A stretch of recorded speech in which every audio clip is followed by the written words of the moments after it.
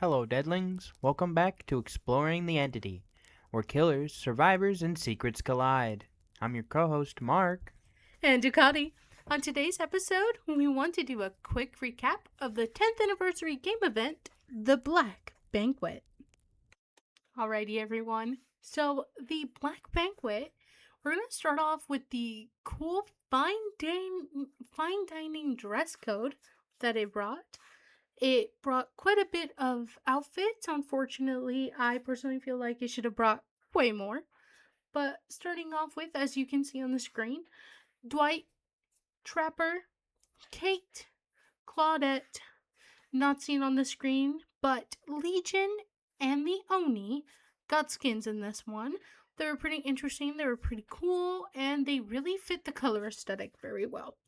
In addition to that, from completing your challenges, as usual in these kind of events, there were some masks that the survivors got, there were some killer weapons, some survivor badges, and some banners.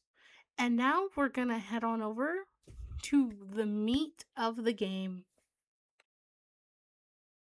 First off, we had the anniversary cake, which was a toothy tort. It gave you 110% more blood points, and it cost you to spawn in with one of the plates of food. I mean, we had some issues with this cake. I mean, at the very beginning of the event, a lot of people spent 15 million blood points and got very little cakes. Eventually, they updated it to give a little more cakes, and then they updated it to give everyone all the cakes.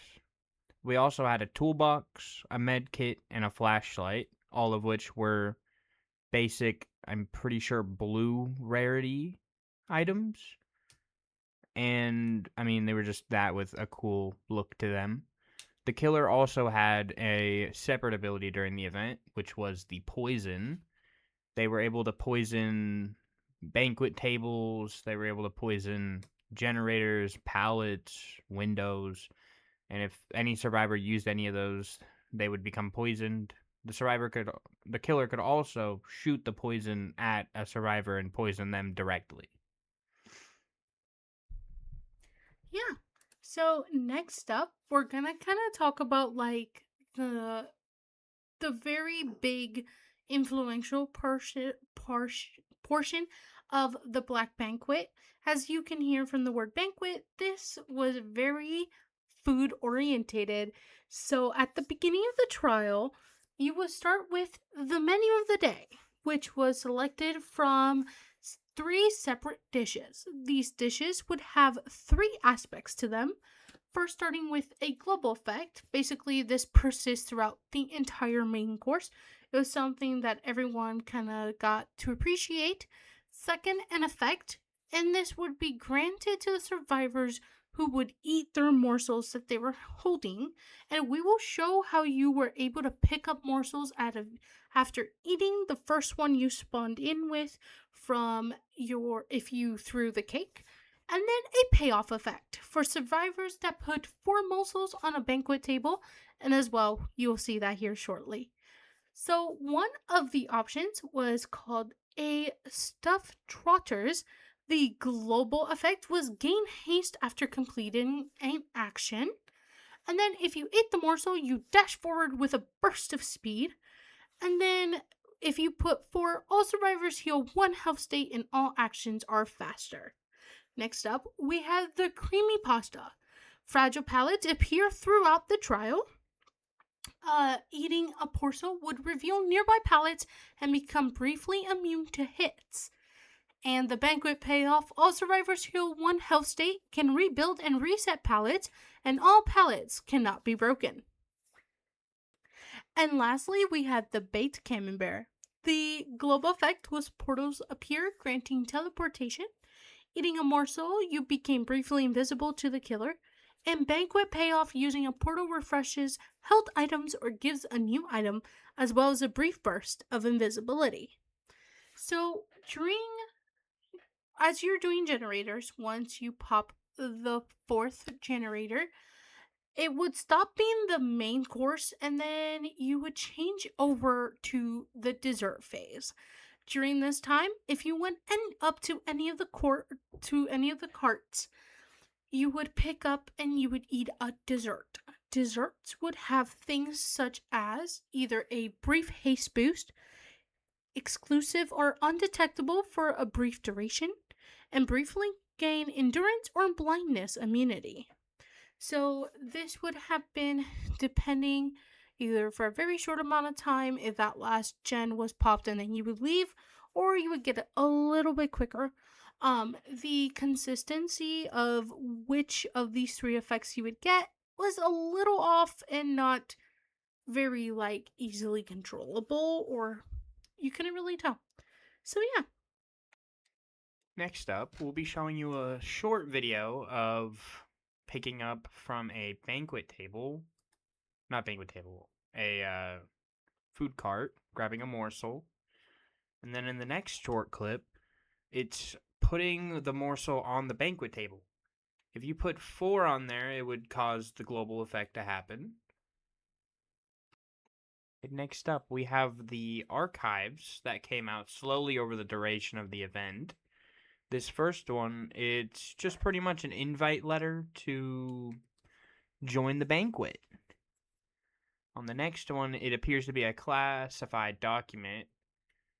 We can't read most of it because it's been heavily redacted. We've got a creepy photo. No idea what the correlation is to the rest, but it's a cool photo. Then we have the banquet roast. And this next one actually came from the last one. It was in the roast's mouth.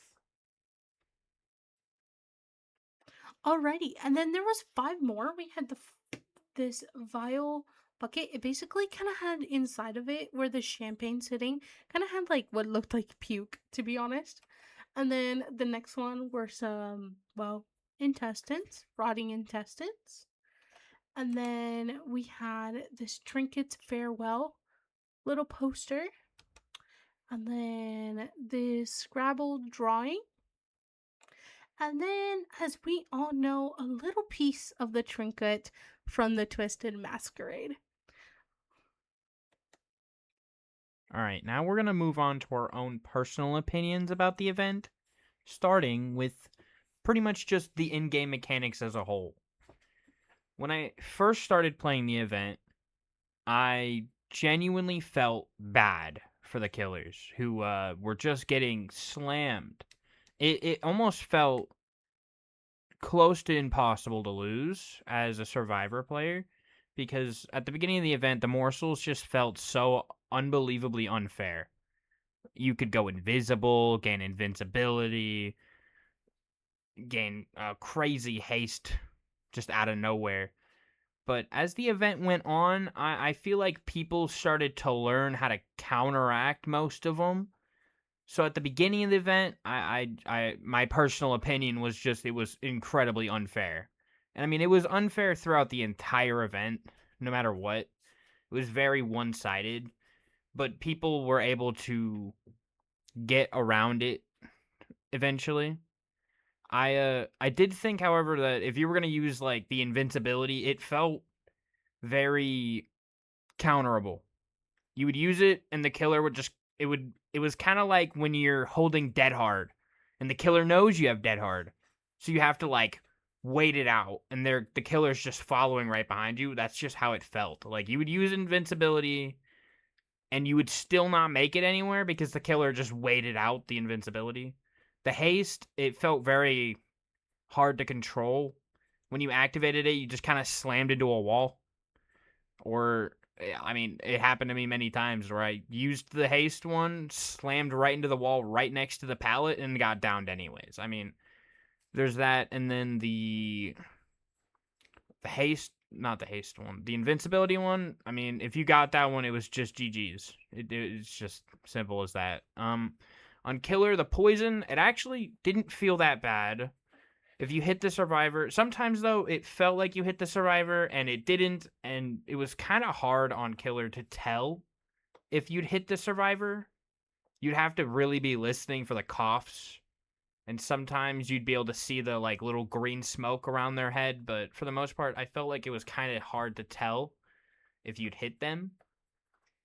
I mean, I don't know. And then the tables, I felt like it was really unfair to be able to just hold a table three-fourths of the way full and then just get an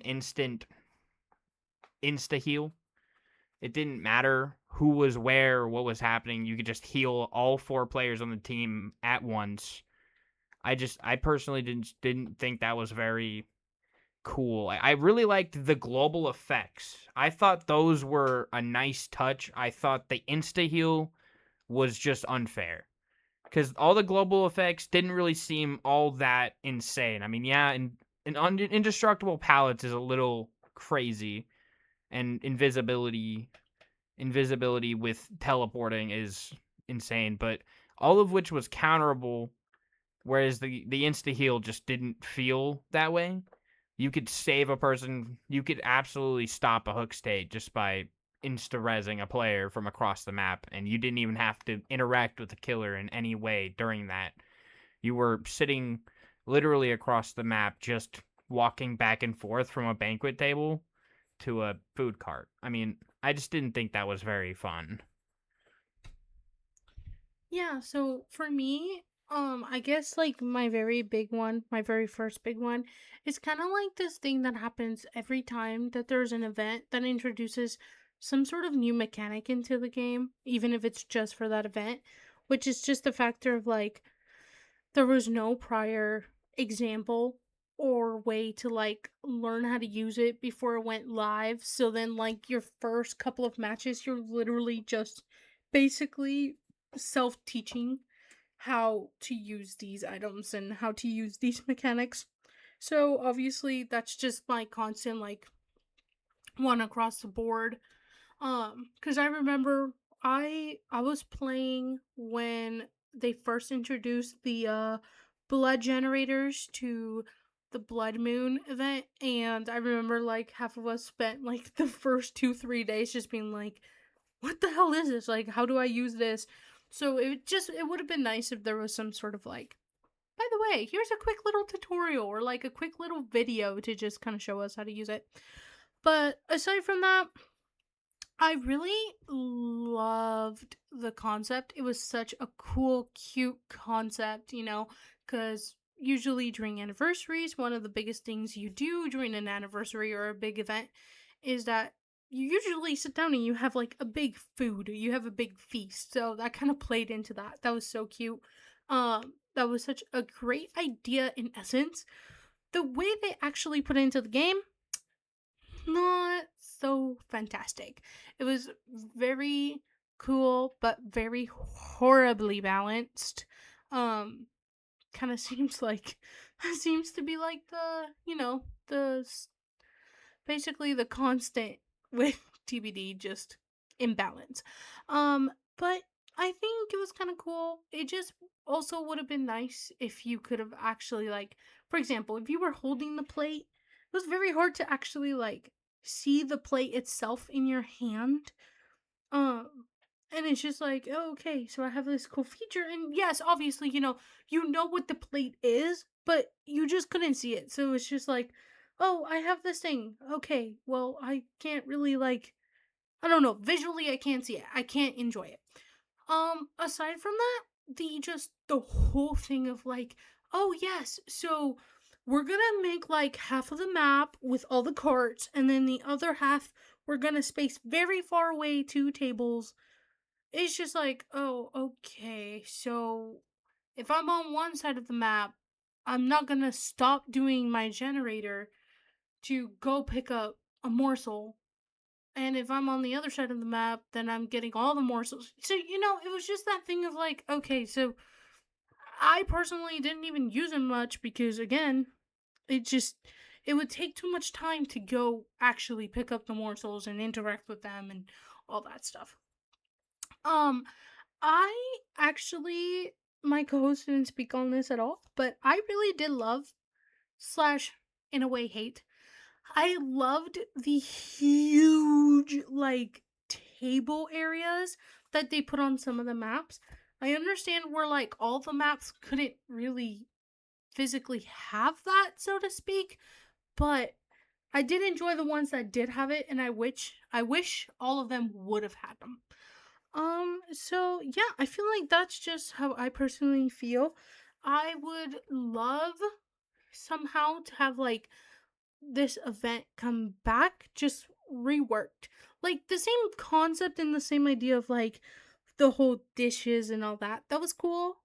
But just kind of have it reworked. And it would have been nice to have a little bit more consistent, like actually 30, like actual breakdown percentage of any of the three being an option in each map, because I felt like I consistently saw like one and a half of them throughout all the matches I played the entire event.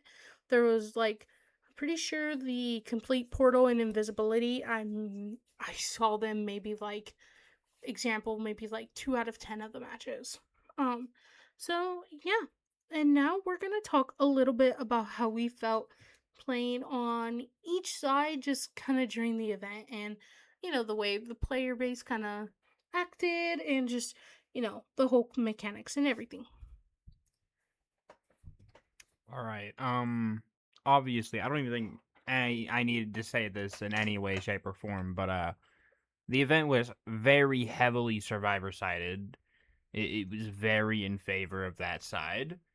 Um, Even as a person who plays pretty much 90-10 survivor, uh, it was very heavily survivor sided. But like I said, I did feel like later people were getting a lot better at countering it.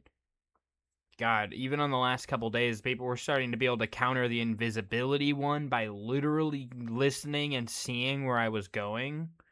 But I mean, I don't know. I played a little bit of Killer purely just to get my challenges done because once I saw how Survivor side of the event was, I pretty much just knew in my heart of hearts I was not going to be doing much on Killer during the event. I just didn't want to deal with it.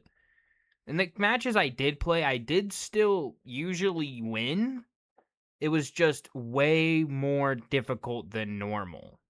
That's just how I felt. I mean, it felt like survivors saw that the event was survivor sided and just wanted to abuse it as much as they could. You'd see survivors who would literally just sit there trying to get you to chase them and then they would immediately go invisible. And it was like, okay. I mean, what's the point of playing then if you're just going to go invisible? Uh I thought the poison mechanic was very fun. I tried to use it as much as possible because, there was a challenge for both of them. I during the killer matches I played, which I think in total I played like 5 total throughout the entire event. I would literally spend blood points to get one cake just so I could play a killer and just be done with it. And I mean, yeah, I would try, but I went into every match with the notion that I was more than likely going to lose. Because when I played Survivor, I felt more like I would almost guaranteeingly win, unless if I was pretty much letting the killer kill me. So I mean, I personally just felt like the game just went way too hard on Survivor because this event was really cool, and I felt like it was one of the coolest things that Dead by Daylight has ever done in game. I just feel like they way too heavily put it towards the survivors. I mean, at least maybe they could have given the killer some sort of morsels or something, given them haste, given them anything. I mean, imagine how cool it could have been if the killer could go invisible too. I mean, you're sitting there on a generator and then you look over and there's Nemesis 2 feet from you. I mean, I think the killer should have gotten more than just a little poison attack because when I first saw that, I kind of just genuinely went, why only one ability? I mean, yeah, they get it pretty much for free, and I mean, it's just a good way of countering the survivors. It did not feel like it was nearly enough to counteract what the survivors got. Yeah, so for me, a couple things. First of all, I really did not like the whole fact that, first of all, killers only got one power, so to speak, and then that one power ended up being basically, first of all, Once it hit the dessert option, that's it. The power was done. You couldn't even use the poison anymore. And then on top of that, the poison would take forever to regenerate, and then you would only get like four or five of them. I can't remember the exact number, but basically it was limiting, and it was just, I don't know. It's just okay. We give them one power, and then that's it. They can't regenerate it. They can't. They lose it after when the dessert phase starts, so on and so forth. So yeah, um, as I've spent most of my time playing Survivor. Um, us Survivor mains, at least us two. We can't speak for the rest of you all, but us two, we are very big feeling that even we're gonna say, hey, DBD, you kind of whiffed on this one. You went too hard on that on the Survivor on the Survivor side. You kind of needed to balance that bad boy out. Um, but yeah, so I feel like killers just kind of they deserved a little bit more, and I'm gonna very frankly be honest right now. This event was bad enough on the killer side that the little bit of killer matches I did play, I went into it knowing that I was gonna be a free killer, and I was not even gonna try to play the game because it was just horrible. And actually, on that topic, because I remember during the beginning of this, I played a match of Ghostface. And what was the biggest thing I saw? How freaking buggy pallets were through this entire event. And yes, you suffered when you played Survivor. Yes, you did. Cause I know I did. But it seemed like somehow the bugs were like 10 times worse when you were on the killer side somehow. Every time I remember during that Ghostface match, I literally got stuck on a pallet because I already broke the pallet, but that spot was so buggy that I kind of like did the whole like when a when a record player stops kind of like working, so it kind of just like stops, it skips. I felt like I did that like 3 times in that little part when I was just trying to walk through it. Aside from that, we kind of want to switch on over our topic to cosmetics.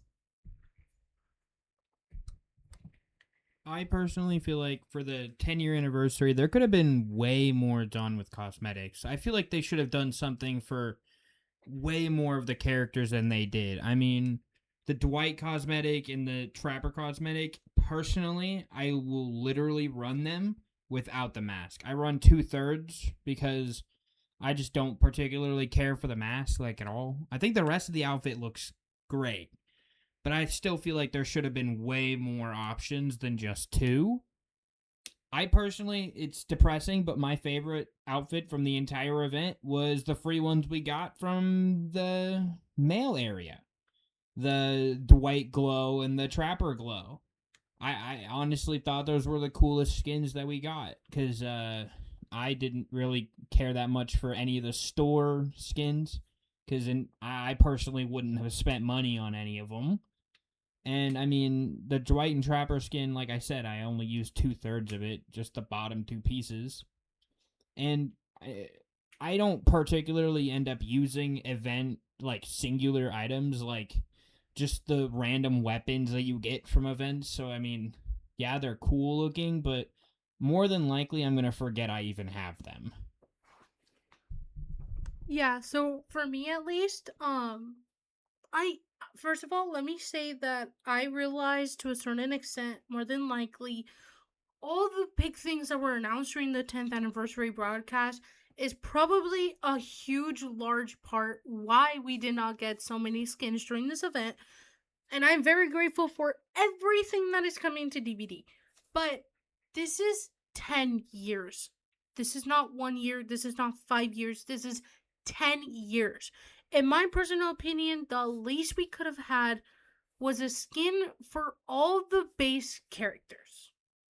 Maybe if you couldn't do a full body skin, fine. We get that. It's not possible to put so much time and resources into one event. But from the opportunities that this event could have had and the final result, it was less than what we were kind of hoping as a group, as a community. So the least you could have done was balance it out with like an adequate amount of skins. Also, if it's the 10th year anniversary, how about you don't put the base kit skins that you are giving us behind a paywall? That's so not fair.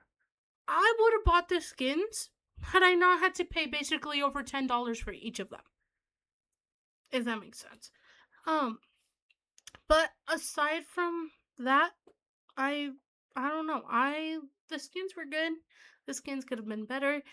And I don't know, it was just sad because we got a bit of some videos that kind of came out when before the event, like there was that one with the balloons in it, and there were the other ones, kind of the like mini trailers, and all of those look so cool. And there were actually some pretty nifty skins in there, and I was just like, well, if you guys had them for that, you guys should have also had them for like the actual event. But anyways, aside from that, um I think we just kind of want to take a moment to just kind of talk about some random feelings and emotions that we had with the event. All right. I mean, I really wanted this event to be as cool as it was, but just to be more balanced with both sides. I mean, yes, I know we're talking about Dead by Daylight, the game that is always unbalanced towards one side. I don't personally believe that it'll ever be balanced perfectly. There's no such thing. Not with however many perks we have, how many killers we have. It's just not possible to make a game be fair across all of that. It's not possible to manage that much. But I feel like during an event, it's a lot easier to sort of break the rules a little bit and really try your best to make something be a lot more fair. Because it just seems like they thought of an idea for Survivor and thought it was really cool and it was so amazing. And then when they got to the discussion of Killer, they just kind of went, oh, well, we have to give them something because, people are going to play Killer during the event, which I personally think was a huge fumble. And then, I mean, obviously, we had all the issues at the beginning of the event where people weren't able to log in, people were getting kicked from the servers. You had people who were getting false bans for random stuff, such as literally just logging in. I saw a couple people who got week-long bans just for signing into their DBD. They had the cake issue where people were, yes, they were getting consistent numbers of cakes, but it was like 15 a prestige, so you could spend an insane amount of blood points and get pretty much nothing. Well, personally, I spent all 15 million of the blood points that we got, and then I ended up with maybe 150 cakes total.